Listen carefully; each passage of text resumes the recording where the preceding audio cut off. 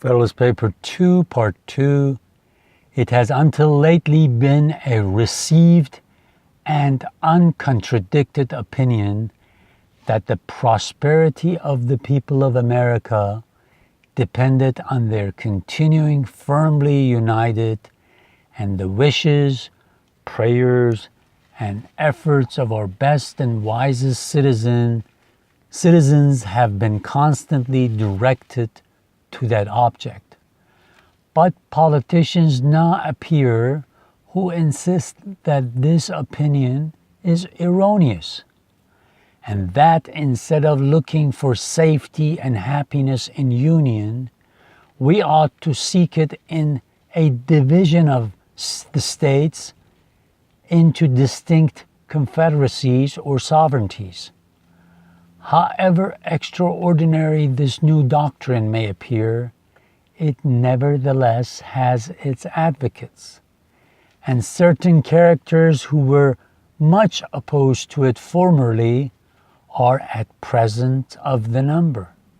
Whatever may be the arguments or inducements which have wrought this change in the sentiments and declarations of these gentlemen, it certainly would not be wise in the people at large to adopt these new political tenets without being fully convinced that they are founded in truth and sound policy.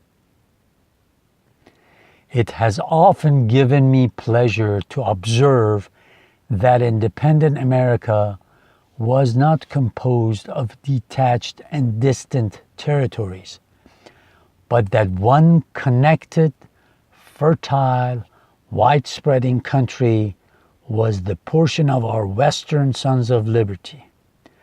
Providence has in a particular manner blessed it with a variety of soils and productions, and watered it with innumerable streams for the delight and accommodation of its inhabitants.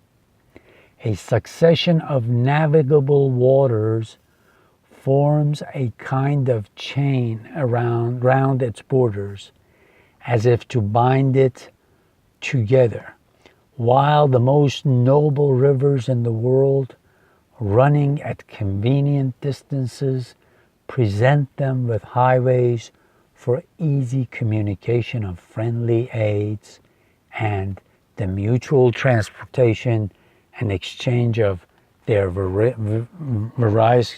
various commodities.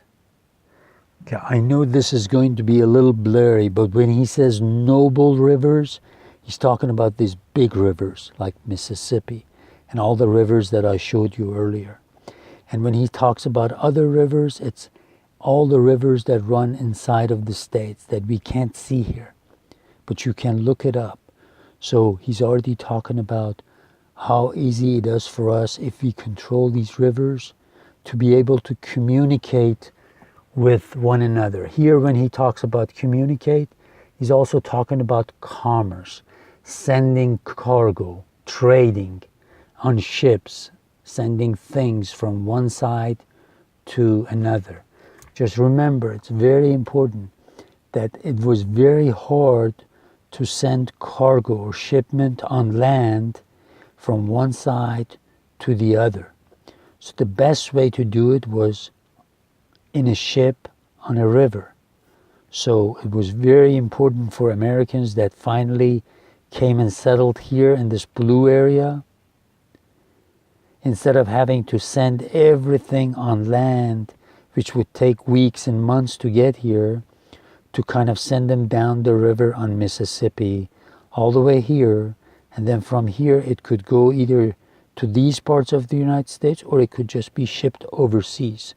So control of these rivers is extremely important for them.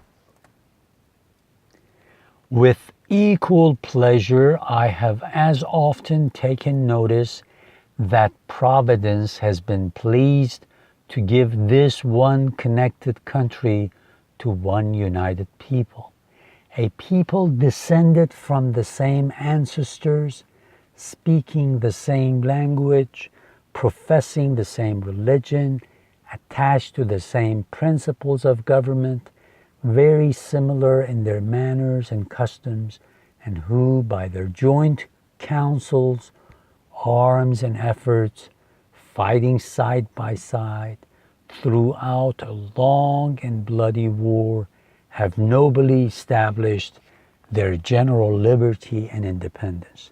Okay, here, this part, this paragraph, it's very important because a majority of people back then were white Christian Europeans. But you had 20% of the population of all the states were African Americans that were enslaved. So he doesn't count that, unfortunately. He doesn't talk about the fact that 8 to 10% of people were German speakers. So he says we are of the same religion, we speak the same language, we are the same ethnicity.